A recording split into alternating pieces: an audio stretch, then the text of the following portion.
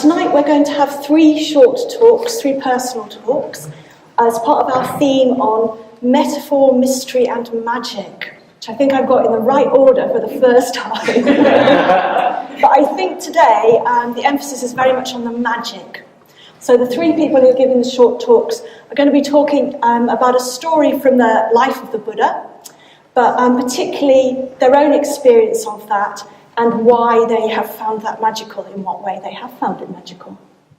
So the 3 people who are going to talk, first of all, will be Dharmamayi, then Dave, and then Sanghamani. So we'd really like to welcome Sanghamani to Sheffield, so we can shout her out.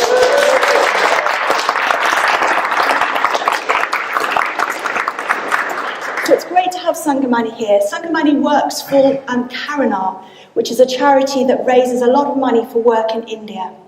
And she's going to talk about her own experience of magic, but she's also going to particularly talk about the Karuna appeals, which is an opportunity to go on a 6-week appeal and have what sounds to me like a very intensive practice of the Dharma. People who've done those appeals come back and say it's the most life-changing and transforming thing that they've ever done. So Sanghamani's not here alone. She's brought her 2 friends. So they're going to stand up as well. So they're Mike. Yay. And Dharmamayi.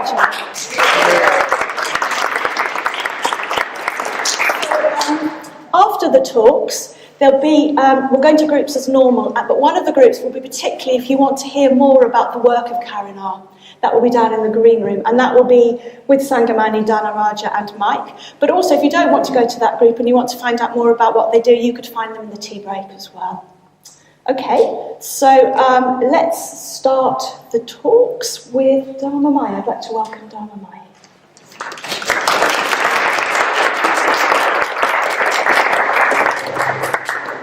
Am I broadcasting? Yes. Wonderful. So, after the Buddha's enlightenment, when he was a newly awakened being, he spent a number of weeks absorbing his enlightenment experience seated under various trees. And during this time, the question arose in him whether or not he should teach what he'd discovered, whether or not he was going to teach that. And he had this reflection, so I'll read it to you straight from the horse's mouth, as it were.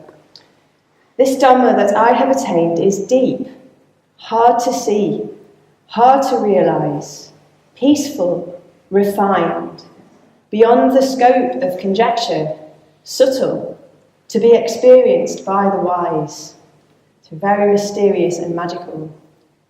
But this generation of people delights in attachment, is excited by attachment, enjoys attachment.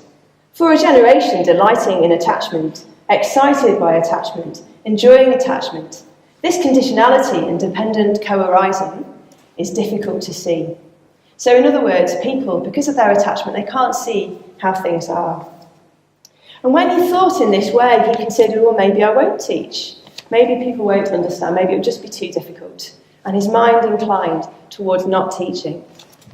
But when he reflected in this way, a very magical thing happened, which is Brahma Sahampati, one of the beings of the God realm, realised what the Buddha was thinking and thought to himself, the world will be lost, the world will be destroyed if the Buddha does not teach the Dhamma he has discovered. So instantly he appeared in front of the Buddha, and he knelt down in front of the Buddha and he begged the Buddha to teach. He said, Lord, let the Blessed One teach the Dhamma, let the well-gone one teach the Dhamma. There are beings with little dust in their eyes who will be lost through not hearing the Dhamma. There are some beings who will understand. So when the Buddha heard Brahma Sahampati pleading with him in that way, he viewed the world, he looked with his Buddha eye, with his awakened eye, over all beings. And he saw all beings as if they were lotuses, all beings as if they're lotuses. And he recognised that just as all beings, just as all lotuses are growing up towards the sunlight, being drawn up towards the sun to flower and blossom, so too all beings are growing and blossoming out of the mud of samsara up towards the possibility of enlightenment. And when he saw with this eye the possibility of all beings, He was moved, he trembled with compassion for those beings, and he was moved to teach the Dharma, even though he knew it would be hard, even though he knew it would be difficult for him. And I imagine he knew it would take the rest of his life. Even so, out of compassion, he decided to teach. And when the Brahma Sahampati realised he decided to teach, he left, he disappeared. So it's a very, very magical episode in the Buddha's life. And every time I tell that story, because I tell it sometimes when the children visit the Buddhist Centre, I always have shivers going down my spine. So I could talk about this all day, but I don't have very long, so I'm going to just mention just one or two areas of the sutta, which comes from the Ayurveda Sutta, from the Samyutta Nikaya, if you're interested. And I'm just going to touch on one or two areas why I love it so much. And they're sort of linked together, actually, thematically. So firstly, I want to talk about this business of seeing beings as lotuses. So what is that? What is seeing beings as lotuses?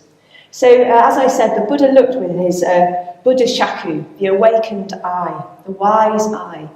And when he looked with this wise eye, what did he see? So how did he see?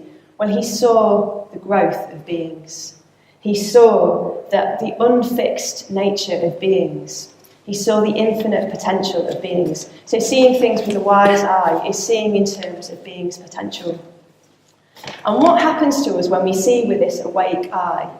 We are moved with compassion to do whatever we can to help beings recognise their potential, to help beings grow towards their potential, to help draw them away from their suffering towards beauty and growth. And I think this is one of the reasons that I find this sutta so moving, is that not only did the Buddha do that, but actually that is my experience of being a Buddhist. That has been my experience of coming to this Buddhist centre over the last 10 years. So some of you don't know very much about me, but when I first came to the Buddhist centre, I was very ill. So I had chronic fatigue syndrome. So physically I was broken, very, very weak and very, very vulnerable. And mentally also I was very, very weak, very, very vulnerable, very, very ill, very trapped in very unfortunate mental states. Just realised I've forgotten this time myself. Yeah, so I would often get quite depressed actually, and I would behave in ways that were really self-destructive. And my view of the world was that, well, that was just happening to me. Actually, I was just a victim in my life, and these things just arose. I had no control over them, and I had no idea that I ever could, actually. And that's not why I came here, in a way. And in terms of the lotus, I was very much trapped in the mud, totally consumed by the mud. There was very little freedom, very little growth for me, very trapped in cyclical behaviours which were self-destructive and painful for both myself and all those around me. And I don't think I realised at that point that there was any other alternative, but other people did. So I think that's the thing. People around me, they looked at me with the wise eye, and they could see actually I could change. They could see it when I couldn't, and that's how they related to me.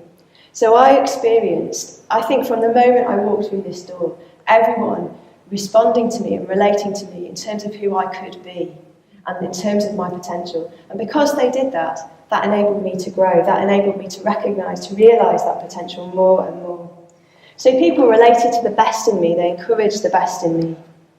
And they expected me also to take myself seriously. And so I did. So I think if they hadn't expected that of me, I wouldn't have known that I should do that. I wouldn't have known that I could do that. But because I saw all these wise people saying, well, you can, I thought, well, maybe I can. So I responded in that way. They also expected me to, they pointed out my mistakes, which is always a great gift when somebody is brave enough to reflect back to you the effect you've just had on them. I mean, really, it's not a very easy thing to do. When people do that for us, it's a massive, massive gift, actually. And we should be grateful, although we're not always, are we? But that's... And mostly people had confidence, actually, in that I could find ways to work with my mind. I could find ways to control my thoughts and my behaviour. I had never even conceived of this as a possibility, but people were convinced that that was possible for me, and so I did. And I think if they hadn't have seen that in me, I never would have. So gradually, in the sunlight of their wisdom, I started to grow, I started to blossom, to manifest more and more of this potential. And I experienced this as becoming more and more free, and experiencing life with more and more beauty and unfolding, as if a beautiful warm sunlight was just drawing me up out of the mud, just like I was a lotus unfolding. And so in the last 10 years, I have changed beyond anything that I ever would have conceived possible. And that, I think, is because people have related to me in that way. And when I reflect on that, I think, is there more that I could do to respond to other people in that way? So I don't think it's very easy, actually, to always relate to people in terms of their potential. And I often am tempted to fix people. I think I know people. I think I know how they're going to respond. I think I know how they're going to react. And I catch myself doing it. I catch myself saying, oh, well, I'm not like this, or that person's not like that. But when I'm making comments like this, even very small comments about how somebody is, actually I'm fixing them, I'm blocking their growth. Not only am I not relating to them in a way that's going to draw them out, I'm actually stopping them being drawn out. I'm fixing them, I'm squashing them down into a box. And I'm sure we've all had experiences of being related to in this way, where we feel like we're different to the way people are responding to us. Maybe we've come here, we've learned to meditate, we're starting to see the world differently. And then we go back out into the world and people expect us to be the same. It's very hard to grow in those conditions. That's why the Sangha is so important. So I would like to learn to more habitually view people in this way, in this magical way, taking into account their growth, their infinite potential for growth. And I think this is probably the way that I can learn to be a better spiritual friend. Learning to, rather than expecting my friends to always be the same, actually expecting them to always not be the same, expecting them to be different every time I see them, because actually that's much more close to how things really are. And I was reflecting as well that I think this is what metta is. So metta is seeing people in a way that allows them to grow. So if I can see with this wise eye, that actually is a manifestation of love in my life. So the second area which was related, which is what I want to move on to, is, well, the Buddha thought he might not teach. Now, I don't know about you, but when I first came across that, I was a bit shocked, actually. Isn't this guy supposed to be like the quintessence of compassion? How could he possibly have ever thought for even 1 second he might not teach the Dharma that would alleviate the suffering of all beings? So what it does for me is it forces me to reflect a bit more on the nature of the Dharma, the mysterious nature of the Dharma. The Buddha calls abstruse, subtle, deep, hard to see, and going against the flow. So even the Buddha, even the perfectly enlightened one, hesitated to pin down the Dharma the way things were in words. He understood that things can't be, the way things are really can't be summed up in words or in concepts. Actually, that's not how things are. And however eloquently I speak, any of us speak about the truth, about the way things are, really, it's not going to pin down the way things really are. There's this lovely phrase which is like a finger pointing to the moon. So the finger can never, words can never sum up the beauty and mysteriousness of reality. Now, I think I know this really. I've heard this a lot. We've probably all heard this a lot, haven't we? The Dharma's beyond words and concepts. But is that really how we behave? I mean, it's not how I behave. I behave as if I really can pin down reality with words and concepts. I fix myself. I'm not good at this. That person's not like that. This thing's right, this thing's wrong. That thing's like this, that thing's like that. I go around trying to make the world as black and white and simple as I possibly can, as uncomplicated and as structured as I possibly can. And that manifests in every area of my life. It manifests when we're having discussions in the community, my views about how things should be. It manifests in work meetings. It manifests in my friendships. It manifests in every area of my life. I think I'm right. I'm going to have a view about that, and I'm going to prove that it's right, but either to myself and preferably to everyone else as well. So that is how I actually go about my life, even though maybe I'm a bit more subtle about it than I used to be. It's still going on. Maybe not. I don't know. And I know why I do this, so it might be different for you, but personally I do this because I'm afraid. So I do this because I have a sense that reality is ineffable. That nothing can actually be pinned down, and that everything is a flow, actually.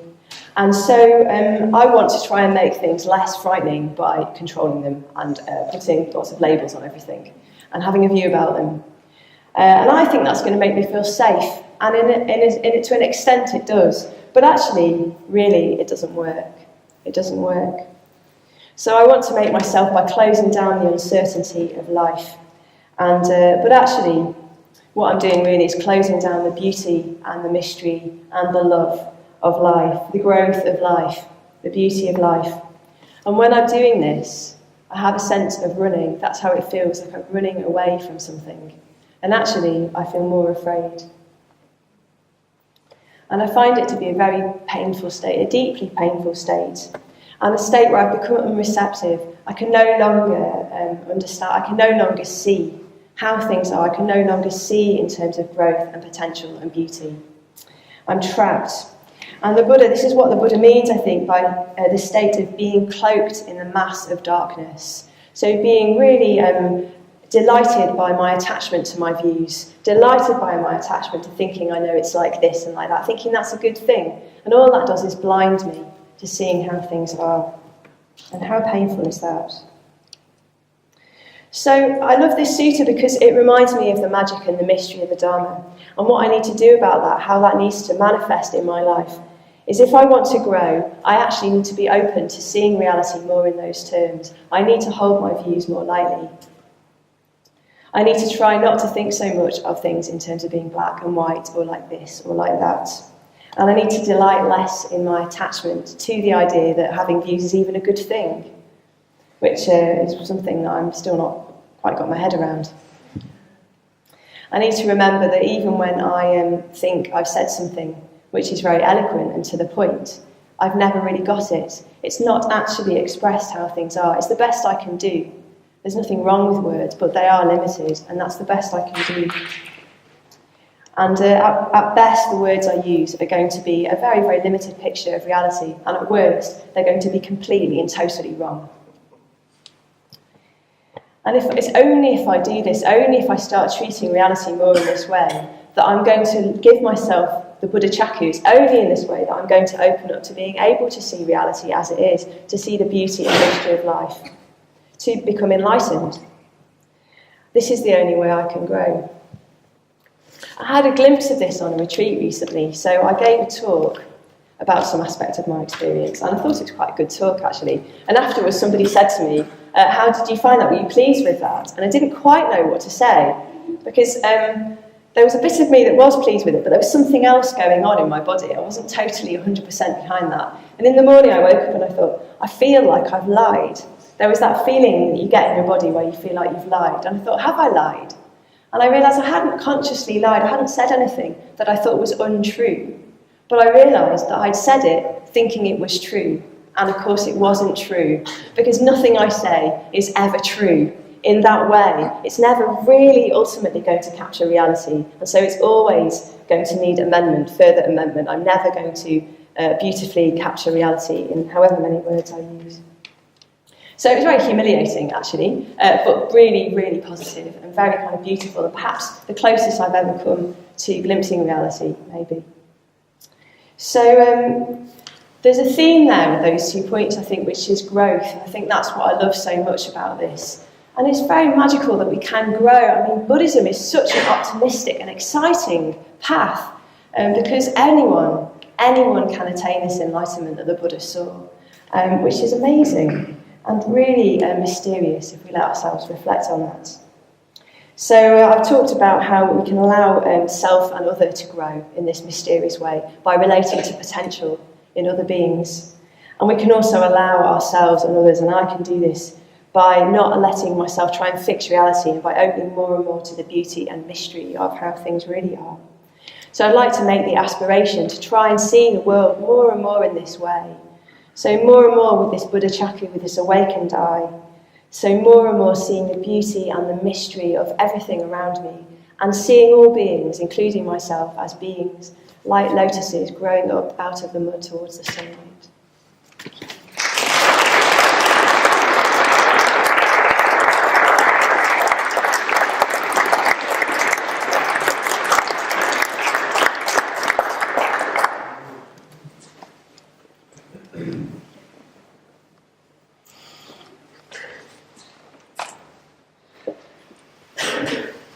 Okay, can you hear me? Yep. Yeah, sure.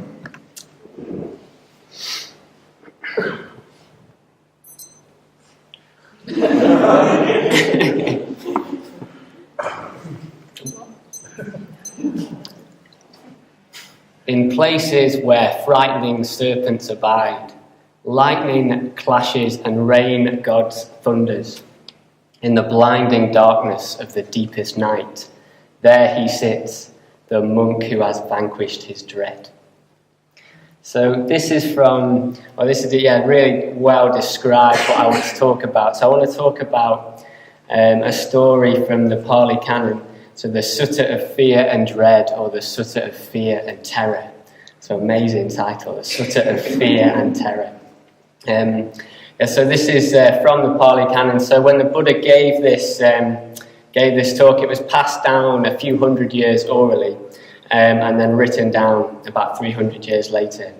So when you read it, it can be a bit repetitive, and it takes a bit of work of the imagination to get the juicy bits out of it. So I'm going to shamelessly paraphrase it. So the story is the Buddha in conversation with a Brahmin called Janasoni, who eventually becomes one of the Buddha's disciples. And Janasoni is struggling with the way that the Buddha instructs his disciples, because he's telling them to go off into the jungle to lead the homeless life. And as far as he's concerned, Janasoni is concerned, this is totally insane. So why on earth would you send people out into the wilderness? So people go mad in the jungle, mad in the wilderness. It's extremely dangerous. So to get a feel for this, you need to place the Buddha in a historical context. So the Buddha was around 2,500 years ago in India, and he wandered around the Ganges Valley. And the mindset about nature, about the wilderness, was totally different, I think, than it is today. So back in the Buddha's time, wilderness was very much king. So people lived together, carrying away from this vast, dangerous, expansive wilderness. So the jungle was this all-pervasive presence on the edge of civilization. And at that time, there were 4 great forests dominated northern India. And these settlements had been carved out of the forests and swamps over the centuries before the Buddha was born. And beyond that was this inhospitable jungle. So he said, delightful parks, groves, beautiful landscapes, and lotus ponds are few, while rough hills and slopes, impassable rivers, and rugged mountains covered with stumps and thorns are many. And the jungle perils included dangerous snakes and wild animals. It included tigers and boars, bandits who preyed on travellers. There was a constant irritation from mosquitoes, glad flies that bit deep into the flesh, and cold and heat, hunger and thirst, wind and rain. And above all, there were ghosts in the wilderness. So there were ghosts, spirits and demons. So the wilderness was full of a whole host of beings on another plane. And people were always really relieved when they made it through the forest, past these bandits and wild animals, indigenous tribes that were rough and untamed. So the wilderness had this symbolic role, so it represented everything that was unpredictable, foreign to settled existence, and it was extremely dangerous. And those who stayed in the jungle reported chilling encounters with ghosts, spirits and demons. And Brahmin priests performed sacrifices to free the tracks between the villages from ogres, man-tigers, thieves, murderers and robbers that haunted them. Okay, so that's the wilderness that we're talking about. So not the Peak District. So Janasoni is talking about going forth from the home into the homeless. And he says, but Master Gautama, it's not easy to endure isolated forests or wilderness dwellings. It's not easy to maintain seclusion, not easy being alone. The forests, as it were, plunder the mind of a monk who has not attained concentration. So the forest makes people go mad. Their mind is plundered with fear and dread. And the Buddha replied, yes, I too thought this when I was an enlightened bodhisattva. I thought the same thing. So so the Buddha's talking about a time before he became enlightened. So his name was Siddhartha Gautama before he became the Buddha. And at the age of 33, he was prompted by a direct experience of the inescapable nature of human condition, old age, sickness and death, to leave his caste and become a wandering religious seeker. So he sought the deathless. So he's talking about this time before he'd become enlightened. And he said, I thought about why people's minds were plundered by fear and dread when they went into the wilderness. And what he said was the reason that they were plundered by fear and dread into the wilderness, when they were in the wilderness, which I found really, really interesting, it was due to their unethical actions. So it's due to their unskillful actions that caused fear and terror. So he said it's their unskillful acts of body, speech and mind and livelihood that give rise to this fear and terror. And he recognised in himself that he was pure of body, speech and mind, so he was living an ethical life, and therefore he didn't need to be scared about going into the wilderness. He didn't need to be daunted by it because he'd been living this skillful life. So as well as that, he goes on to say lots of ethical sensitivities that he had. So he was he had a mind of goodwill, energy was aroused, he was very still, he was beyond doubt. He says he was free from wanting praise for himself and disparaging others. He was free from the tendency to panic. He was free from wanting gain and fame. And he says he was free from being a drooling idiot.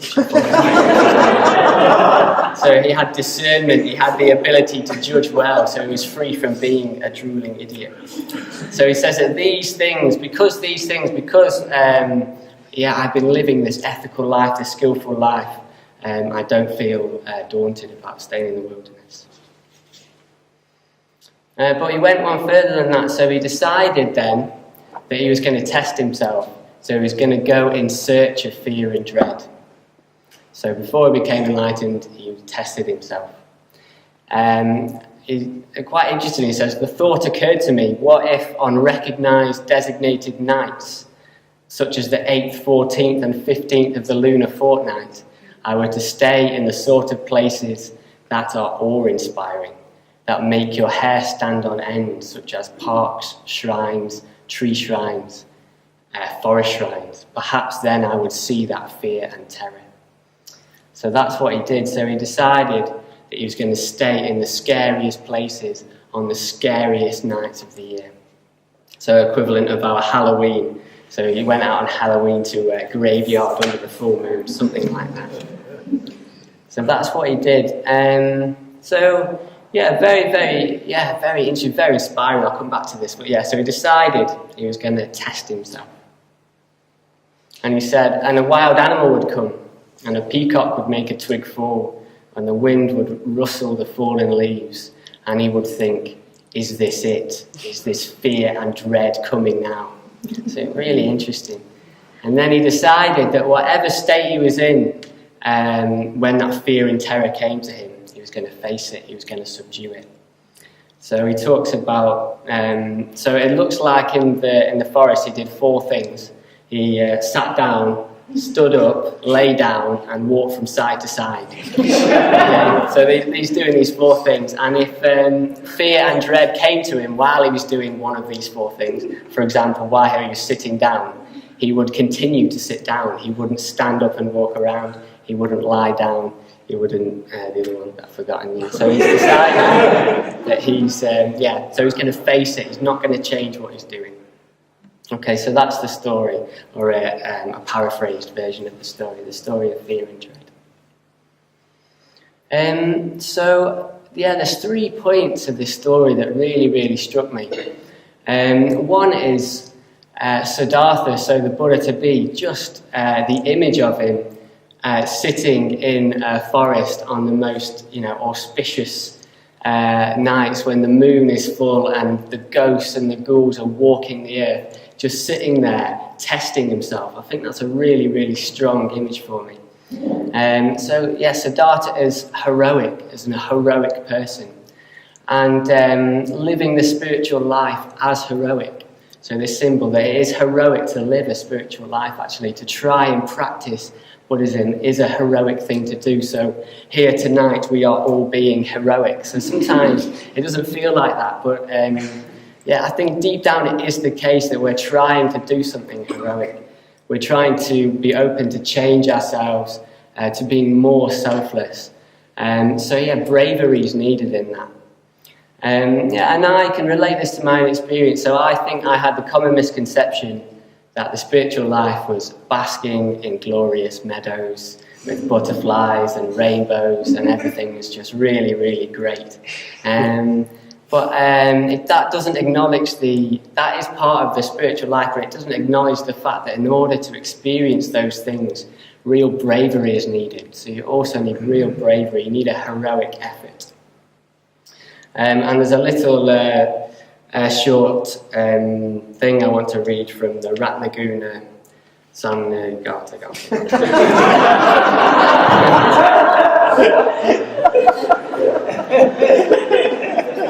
It says, "Call forth as much as you can of love, of respect and of faith. Remove the obstructing defilements and clear away all your taints.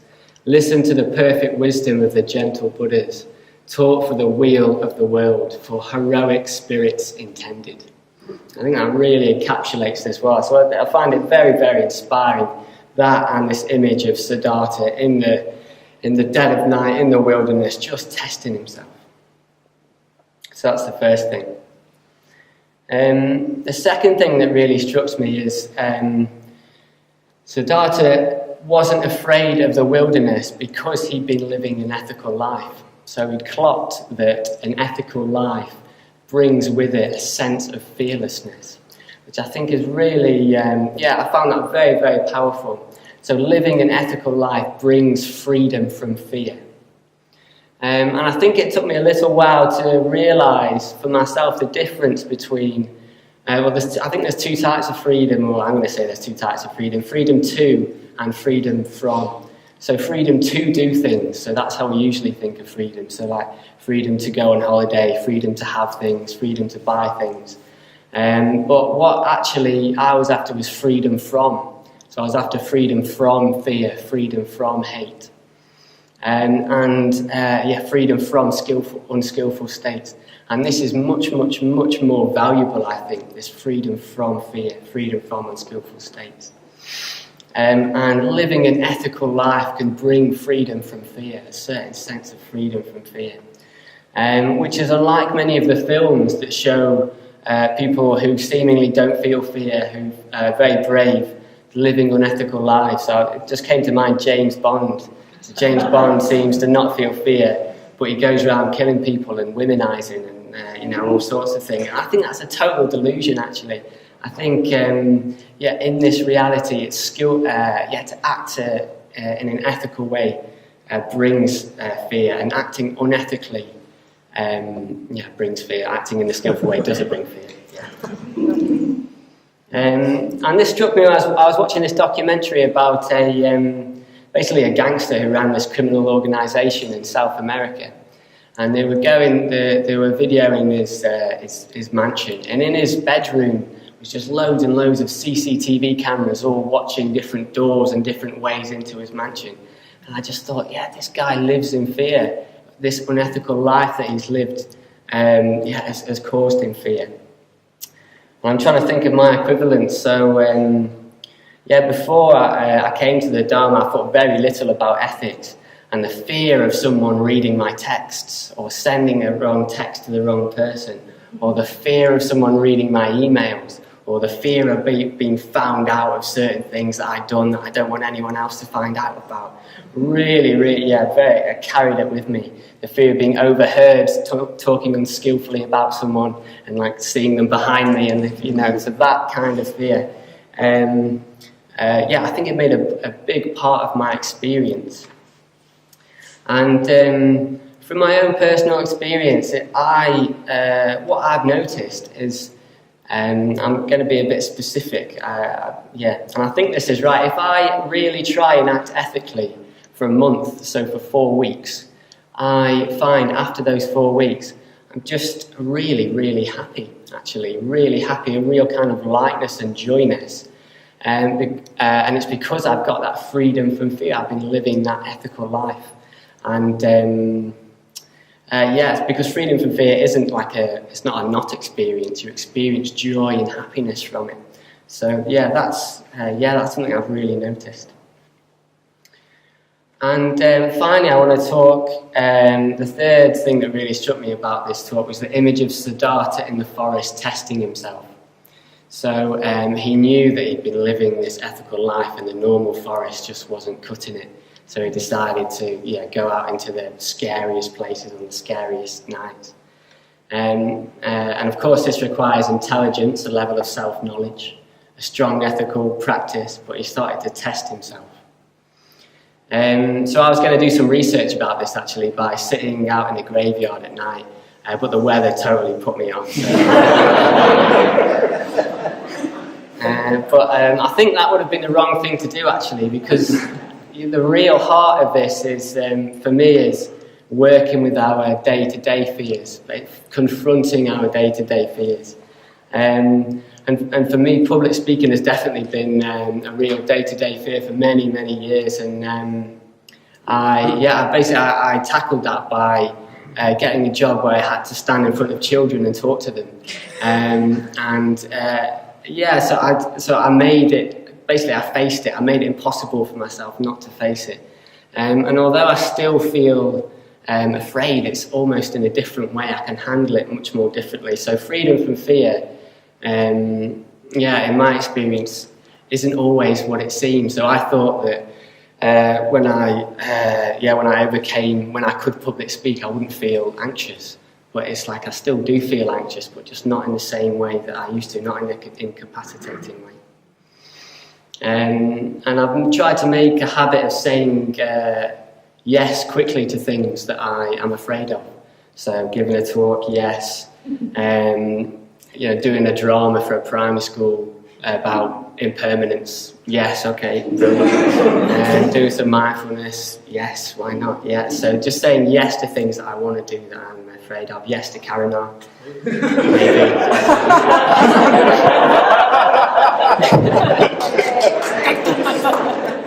That's it, signed up now, David. I find this really inspiring. And another thing, Siddhartha seems to have made a sense of play out of facing his fears. So he's, you have to sort of read between the lines, but he's asking himself, is this fear and dread, is it coming now? So there seems a sense of playfulness about this. And what I realised recently is, from where I am, I've got a whole life of fears to face. So there'll never be, I don't think there'll be a time when I'm not afraid of something. So I may as well change how I relate to fear. And relate to it in a playful way. And for some reason, this phrase, is this fear and dread coming now? It seems to there's something about it that quite relishes the experience. So I find that very, very, very inspiring and very helpful. Just to finish, and I think one of the most powerful message I can take away from this story. Of the life of before the Buddha became enlightened, Siddhartha, is how in my own way, so in all our own way, in our own lives, we can metaphorically, as it were, sit out in the graveyard of our being and on a full moon night and really face the things that we're afraid of intelligently, really, like Dharmamayi was saying, blossom, become that lotus blossom. We can really change. This image of Siddhartha sitting there, facing this fear is just very, very inspiring for that. Okay, so I'll leave it there. Thank you.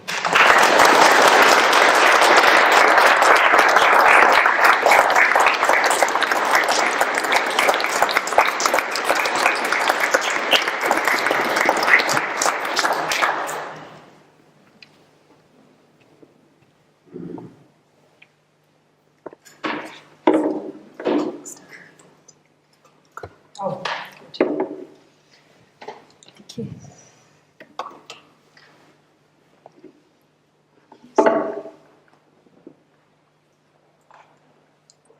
So, for heroic spirits intended, hopefully this talk follows Dharmamayi and Dave's talk. Yeah, perfectly actually. So I'm going to begin by sharing a story, a Jataka tale, and it's the story of how the demons of hate can be magically transformed by the power of metta. So once there lived a demon who had a peculiar diet. He fed on the anger of others. And his feeding ground was the human world, where there was no lack of food for him. The demon's food supply became so rich that sometimes he had to go on a diet to stop himself. He did the 5-2? That sometimes. Maybe. But one day he got a bit bored and he had an idea. He thought, I need a challenge. What can I do? And he thought, humans, these are easy. I know, how about the gods? Let me see if I can feed on the anger of God, see if I can make them angry. So he chose to visit the heaven of the 33 deities. Heard of that? No. Ruled by Sangha, Lord of the Gods. He knew that only a few of these gods had entirely eliminated the fetters of ill will and aversion, though they were far above petty selfish quarrels. So by his magic powers, he transferred himself to the heavenly realm and was lucky enough to arrive when Sangha, the divine king, was absent. And there was no one in the great hall. This is the great hall, isn't it?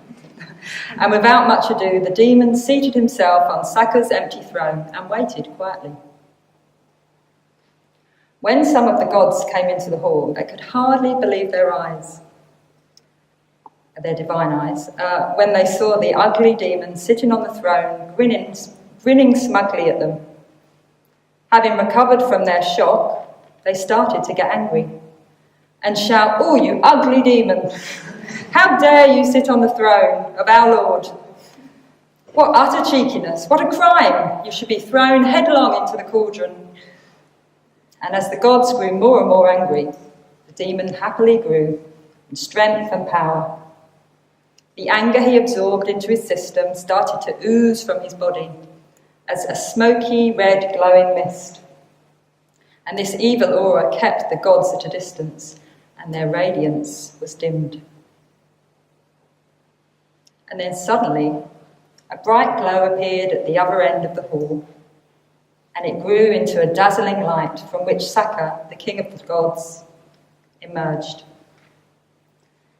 He who had firmly entered the stream that leads to Nirvana was unshaken by what he saw, and the smoke screen created by the god's anger parted when he slowly and politely approached his throne. "Welcome, friend. Please remain seated. I can take another chair. May I offer you a drink, a cup of tea, rooibos, jacket potatoes?"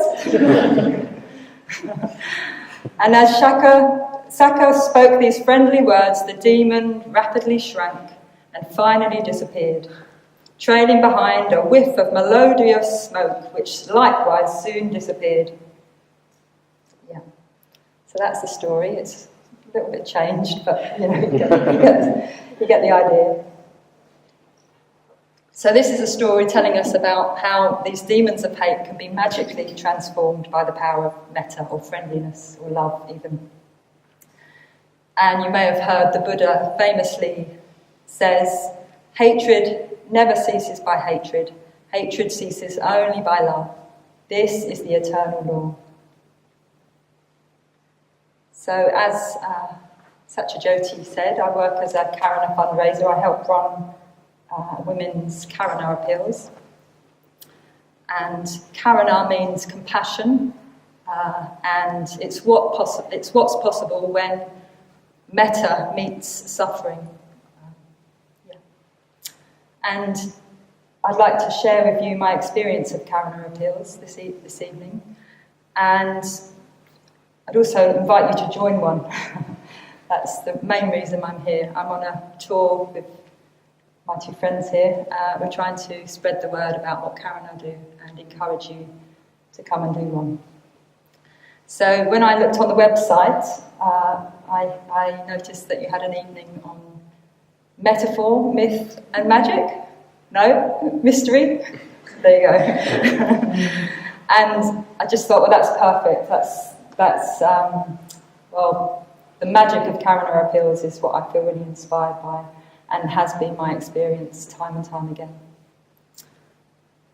So I'm going to share with you some of the magic, and hopefully you'll get an idea about how transformative a practice it is. As Satyajoti said, it can be life-changing. Yeah. So just to give you a bit of background, Sri Ratna Buddhists have been doing this for about 40 years, and so what we do, we raise money for people in India, people who face discrimination, inequality and violence often because of the caste system, because of the caste that they were born into. And Karana helps transform their lives and has done for many, many years. And we cannot do this without Buddhists like you, so we need you to make this happen.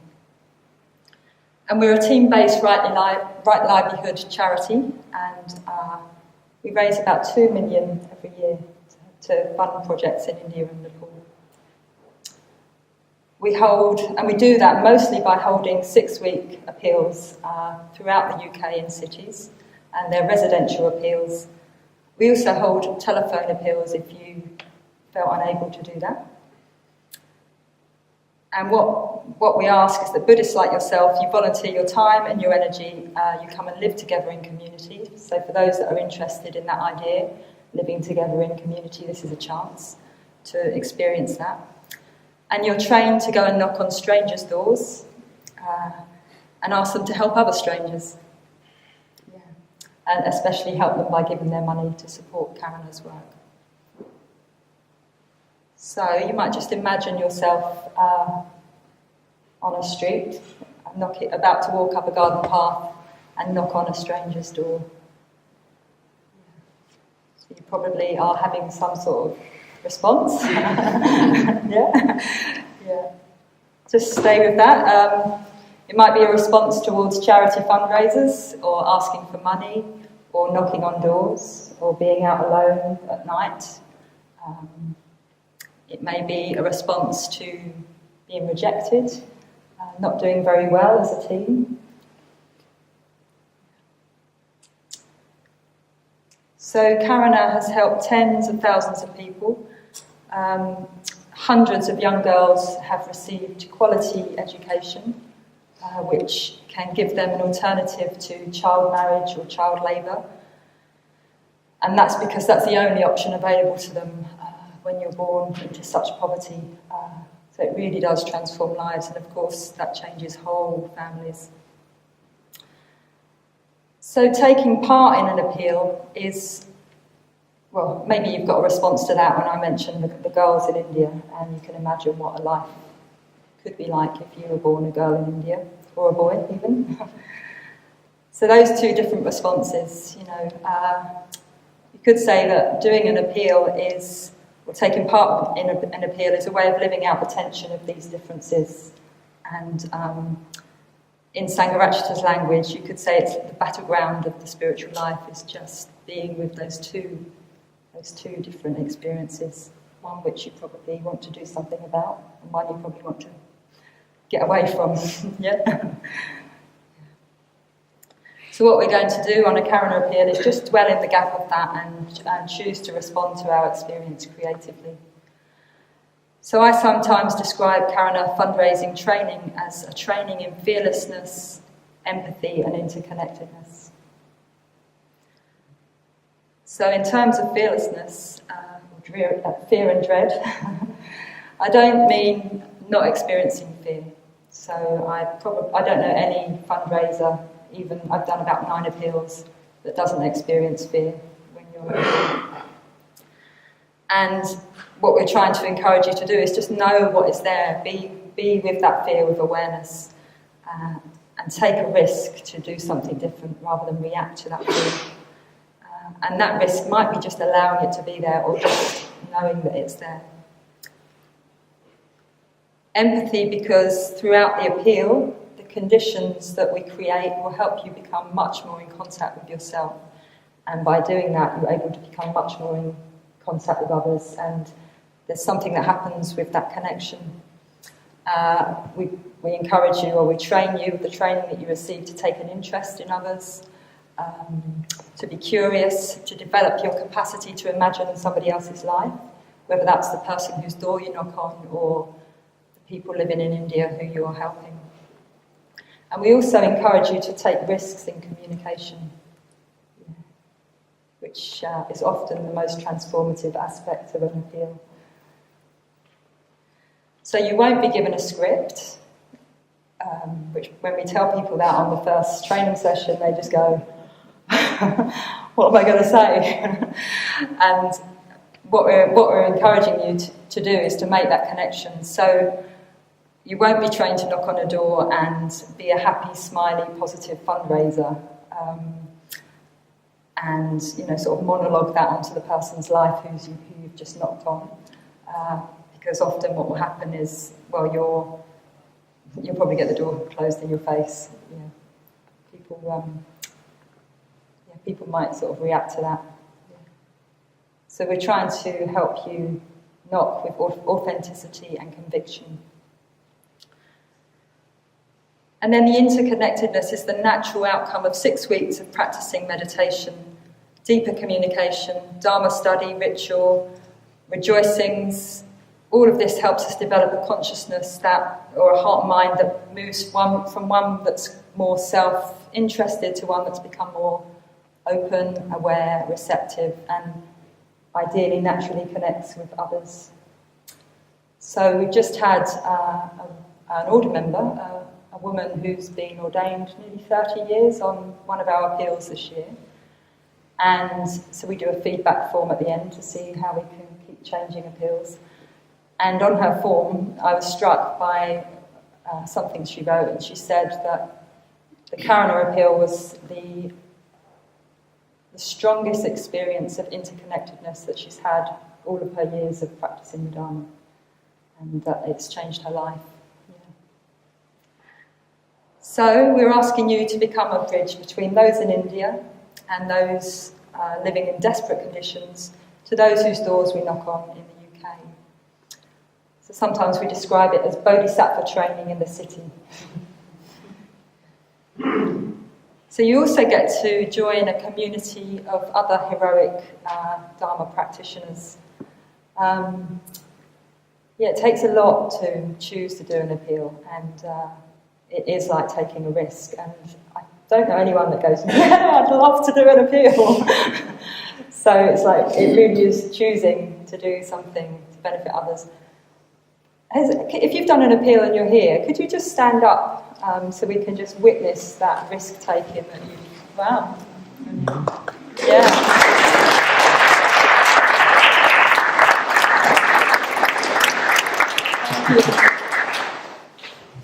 I mean, I don't know how long ago some of you did your appeal, but I still knock on doors and people are still giving from the person that signed them up 15 years ago, because often the quality of connection and communication that people experience from Karuna fundraisers is really significant, and something happens and they stay loyal to Karuna.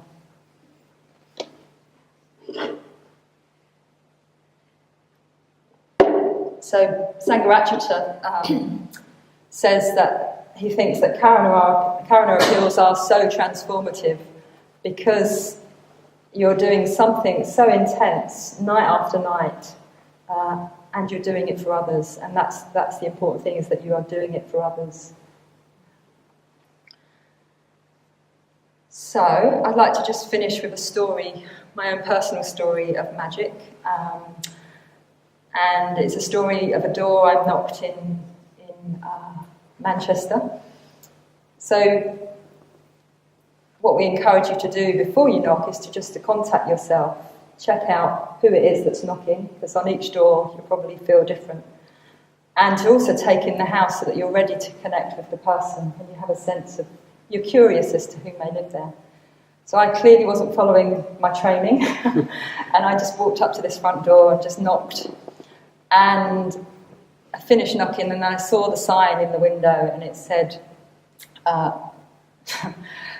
hawkers, fundraisers, Jehovah's Witnesses, salespersons, knock on my door and experience my wrath. And the door opens and I went and I saw this person, and then my first reaction was like, well, I just thought I need to either run or I need to quickly start talking and explain why I knocked. So I started talking and full of fear, and I said, had I read the sign, I wouldn't have knocked, and stayed with my fear, kept breathing, and he looked at me, and through gritted teeth and spitting, he just sort of said, quite strongly, I don't like people knocking on my door. And I'm like, and he went, and I want you to know that's the nicest way I've ever told anybody that.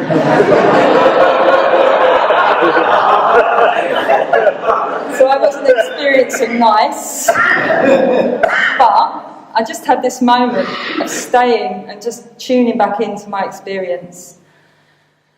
And, you know, part of me wanted to run, part of me was just curious. I mean, when he opened this door, he didn't even look human. He looked like a demon. He looked like one of these cartoon characters from a Japanese comic. It's like his energy was dark and grey and like thunderous, and his anger was just ready to explode on me. And anyway, so I breathed into the sensations in my body and I noticed what was going on. And then I remembered he'd said, that's the nicest way I've ever said that. And I just somehow did this turnaround in my experience and just thought, wow. I just thought, wow, that's him being kind. And it's almost like I had this glimpse of what the Buddha might see. You know, so this being hadn't been born like this. You know, there's obviously lots of previous conditions that had happened in his life that had created this monster-type figure whose door I just knocked on. And something happened, my heart just opened, and I knew that he'd just been really kind to me for who he was. And so I just said, I just want to say thank you for being kind. And something changed, that there was a connection in that point. And I realised I could then sort of bring myself in, and I just said, because I just want you to know, it's really scary doing this, and it really makes a difference when someone is kind to you. And he just sort of melted, his anger melted, his tears filled up with water, his eyes filled up with tears, and that was it. He just closed the door in my face. But that was fine, and it still feels like that's probably the best door I've ever knocked on. You know, I didn't get any money from him, it wasn't enjoyable, but it just feels like that was my closest experience of the transforming power of metta, if you can stay with that. Do you have a sense of glad I'm actually taking in the time? 5 minutes? Yeah. Okay. So I feel very, very fortunate to be able to practice the Dharma in these conditions. It's definitely not always easy. I don't always find it easy. But this year I realised I really believe, and I want to live in a world where it is okay for us to go and knock on strangers' doors and ask them to help other strangers. And also I want to help create conditions for us to grow, for myself to grow, and for the people that join Appeals to grow. And it's you know, that's probably one of my worst doors. So the other side of the magic is the connectedness that happens and the generosity you receive. I've been invited into strangers' homes after the second knock, and I've read children bedtime stories. I've been stirring someone's dinner while they're filling up a form. I've been offered dogs to take out for walks. It's like something happens, that separate separateness that we all experience, that I can easily experience in the world, just at some point in the appeal, if I just follow those good conditions, they just disappear. And I've experienced the most joy in my life on appeals, feeling part of this community that I'm knocking on. And something else happens as well. It's how do I say this? It's a bit like another magic happens. So it's like the skillful actions of those choosing to go beyond their self-preference. They're often met by something much greater. And I would say universe, but I don't mean like God. It's a bit like the Buddha's stories when, nature responds to something really significant happening. So we've had my friend Akasa Jyoti, they'd just done an Amoga Siddhi puja, which is a Buddha associated with fearlessness, before they went out. She chanted the mantra and then she did this invocation on the way to the street that she was going to knock, and she saw this house and she just thought, I just need to knock on that house. So she went up to knock on this house, and the guy there ended up just said, I've got something for you, and gave her an Amoga Siddhi Rupa, a Buddha figure. And things like that happen almost every appeal that I'm involved in for someone on that appeal. And that's the magic. It is quite mysterious and it's very beautiful. Yeah. So, hopefully you're interested. Got one person. One fearless person. So, do come and join our group afterwards, Donna, Arja and Mike and myself. And even if you're like, never, but there's a part of you that thinks maybe, then just come and find out more. If you've got any questions, we can help you.